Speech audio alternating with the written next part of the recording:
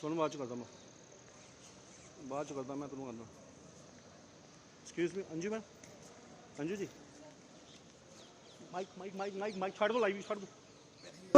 Mic से थोड़ा सा बोलना है। इतना बोल दीजिए क्या दिक्कत क्या हुई थी? हेडेक हो रही सर मैं। क्या दिक्कत की हुई थी ये बता दीजिए, इतना तो बता दीजिए मैं प्लीज। कोई दिक्कत नहीं, मैं हैप्पी हूँ।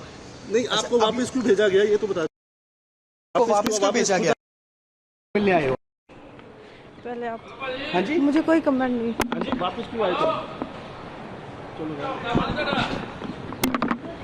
बस